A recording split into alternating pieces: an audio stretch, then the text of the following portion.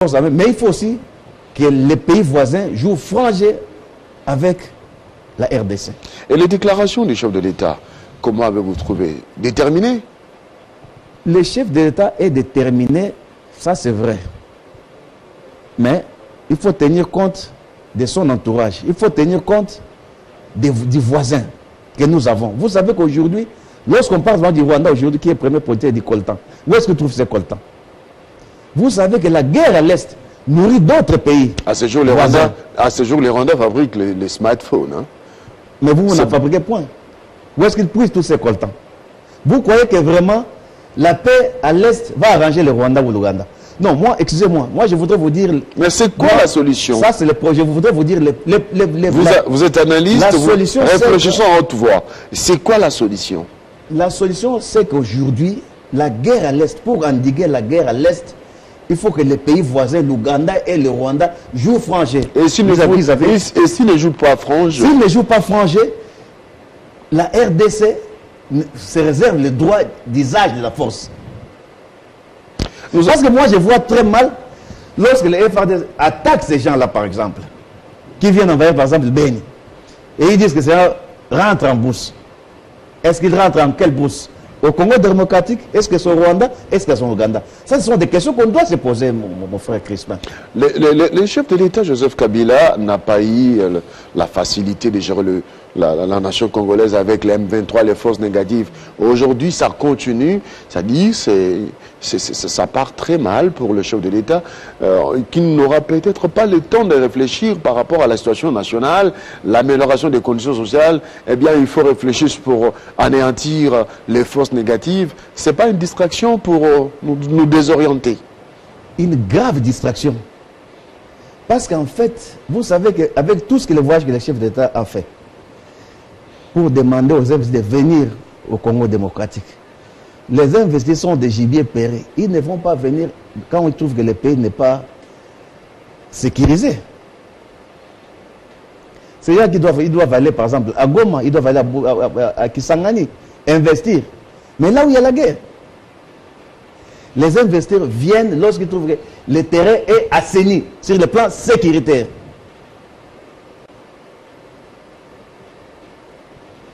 Lorsque la guerre à l'Est ne sera pas éradiquée, nous n'aurons pas la paix économique. Parce que c'est ça en fait les solutions. Lorsqu'il n'y a pas la paix, lorsqu'il y a l'insécurité, imaginez Crispin. Est-ce que vous pouvez dire par exemple à un général moteur de revenir à Kinshasa ici? Vous savez qu'au marché de Massina, marché de Liberté, il y avait une usine là-bas à l'époque qu'on appelait General Motors, qui a été pillée vers les années 90-91. Quand vous demandez un blanc comme ça, est-ce qu'il peut revenir? Il y a des gens qui ont de l'argent, mais les blancs ils ne viennent pas comme ça. Ils ne vont pas investir là où ils trouvent qu'il n'y a pas la sécurité, il n'y a pas la vie. L'économie n'est pas stable. En dehors de l'Est, aujourd'hui, il y a eu des affrontements entre le FARDC et les Bakata Katanga. Vous voyez la main noire dans tout cela? Non, moi je ne vais pas parler de la main noire. Vous savez que lorsqu'on a le pouvoir, on n'est pas là pour se plaindre. Mais on doit exercer son pouvoir. On doit agir. Mobutu est parti, ça fait plus de 30 ans, mais ça me fait très mal que lorsqu'il parle de Mobutu. Aujourd'hui, Joseph est parti. Moi, je serais irresponsable de parler de Joseph. Parce qu'il est parti. Aujourd'hui, l'IDPS a le pouvoir, mais il a la commande de la chose publique. C'est à lui d'agir et d'exercer son pouvoir. Quand vous parlez de se plaindre, vous fustigez le comportement des combattants qui sont tout le temps dans les rues, c'est ça? Non, excusez-moi. Lorsque vous parlez de combattants, là, il y a la mer à boire. Parce que là-bas, vous avez la foule. La foule n'a pas d'âme. Moi, je crois qu'il n'y a pas un dirigeant récent qui a demandé au militaires de l'IDPS de sortir dans la rue. Parce que là, ça serait même, je crois, c'est de dire. Aujourd'hui, vous savez qu'il y a des langues qui disent que non, Kabila est encore au pouvoir, Félix ne contrôle rien, alors que ce n'est pas ça. Aujourd'hui, nous avons un chef de l'État qui est le président du Conseil des ministres, le président du Conseil des ministres, qui est le commandant suprême de l'armée, qui a le contrôle de la chose publique. Alors, lorsqu'on peut dire que voilà, il y a la mer Noire, moi je crois que Ça, ça ne peut pas être Quelqu'un me disait d'un avant, dirigeant qui est au pouvoir. Quelqu'un me disait avant cette émission que les combats que mène Félix aujourd'hui, c'est les combats qu'a mené Joseph Kabila, n'est pas donné l'accès aux impérialistes de pouvoir s'accaparer nos minerais, lutter pour le développement de la nation congolaise.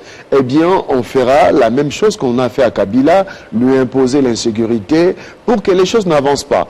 Et il ne faut pas que l'opinion publique soit défavorable. Il faut que l'opinion publique puisse comprendre cela et soutenir cette vision, n'est pas s'attaquer mutuellement.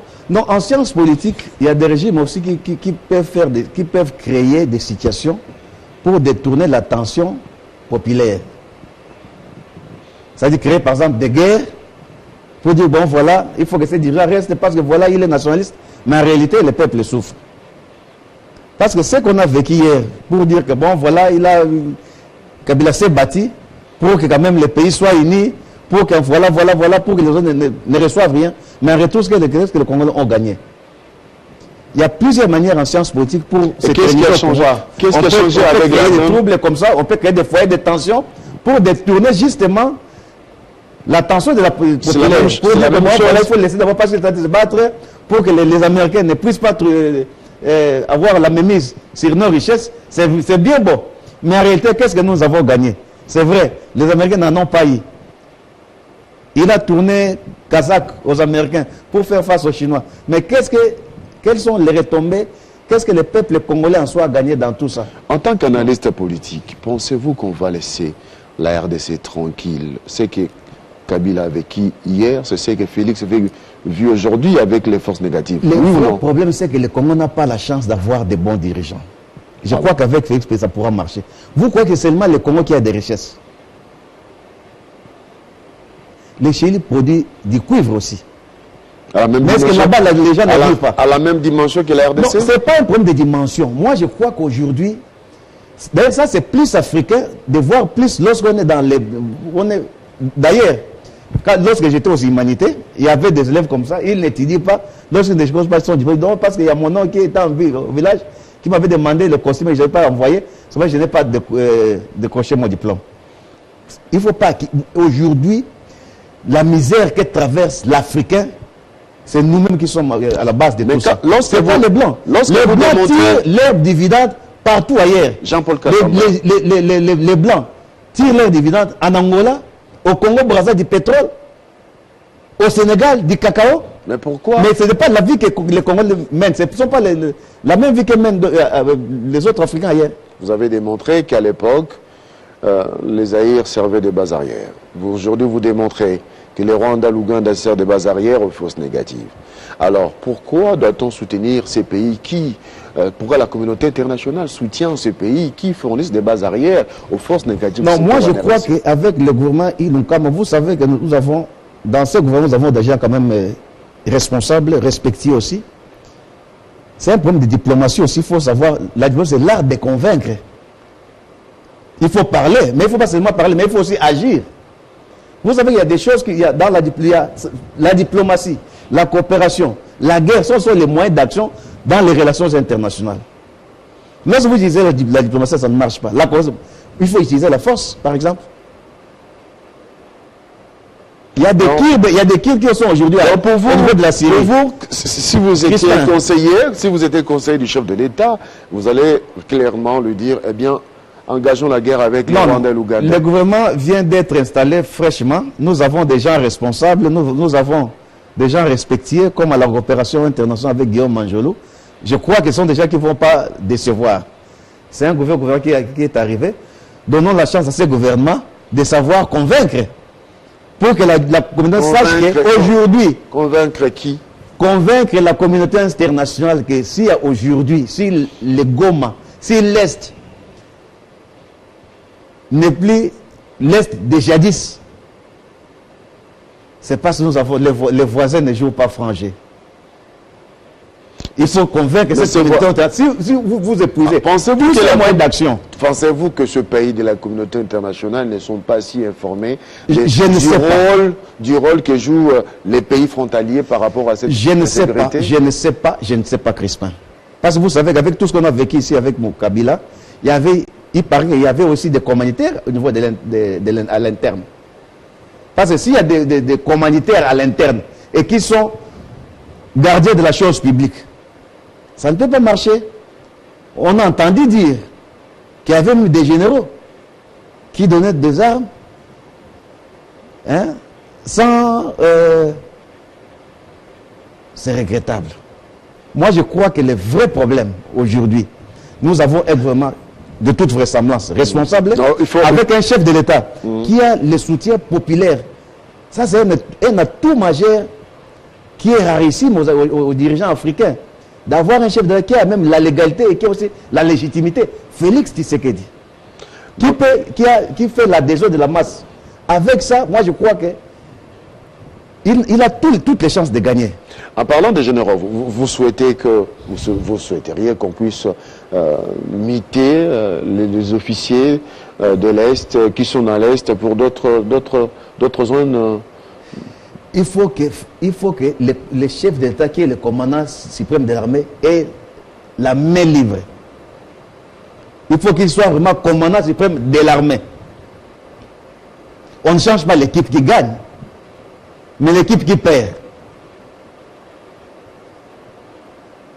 Vous savez qu'il y a eu des généraux qui ont été, parce qu'ils gagnaient, parce qu'ils allaient de victoire à victoire, et ils étaient assassinés à bout portant.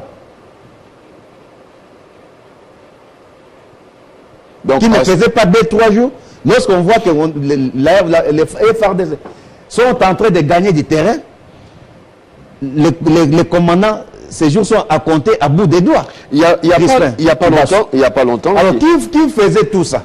Il n'y a pas longtemps, on a suivi que le chef de FDLR a été abattu par les FARDC. Donc pour vous, tout ce travail abattu par les hommes en armes, c'est rien pour vous? Je ne dis pas que c'est rien. Mais je dis tout simplement que nous avons un chef d'État que le peuple congolais a tourné tout son regard sur ces messieurs aujourd'hui. Nous avons un peuple aujourd'hui qui a un déficit sur la culture politique. Lorsqu'il n'a pas du courant, il regarde les chefs d'État. Lorsqu'il n'a pas de l'eau, il regarde les chefs d'État. Lorsqu'il y a la guerre, il regarde les chefs de l'État. C'est les seuls citoyens que le peuple congolais a voté dans son ensemble. Vous savez qu'avec un député, vous avez été candidat député, vous avez été élu sur un territoire donné.